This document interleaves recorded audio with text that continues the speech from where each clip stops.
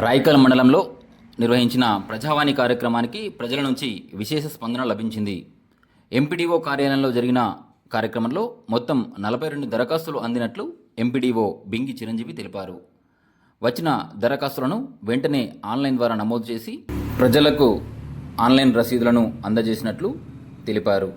శాఖల వారీగా పంచాయతీరాజ్, గ్రామీణాభివృద్ధి శాఖకు 23 దరఖాస్తులు, రెవెన్యూ శాఖకు 6, విద్యుత్ శాఖకు 4, మున్సిపల్ శాఖకు 5 దరఖాస్తులు అందాయి. గృహ నిర్మాణం, రోడ్లు, భవనాలు, రోడ్డు రవాణా, ఆర్టీసీ శాఖలకు ఒక్కో దరఖాస్తు చొప్పున వచ్చాయి. ఇందిరమ్మ ఇల్లు, పింఛన్లు, భూ సమస్యలు, జాబ్ కార్డులకు సంబంధించిన వినతులు అధికంగా నమోదయ్యాయి. మనకు 1 o'clock వరకు మనకు 42 అప్లికేషన్స్ మనకి ప్రజల నుంచి రావడం జరిగింది. మనకు మంచి స్పందన ఉంది. ప్రజలు కూడా మనకు అంతకుముందు ఉన్నటువంటి డిస్ట్రిక్ట్ కానీ లేకుంటే డివిజన్ స్థాయికి వెళ్ళే కొన్ని అప్లికేషన్స్ కూడా మనకి ఈరోజు రావడం వల్ల దాదాపు 42 మనకు అప్లికేషన్ రావడం జరిగింది.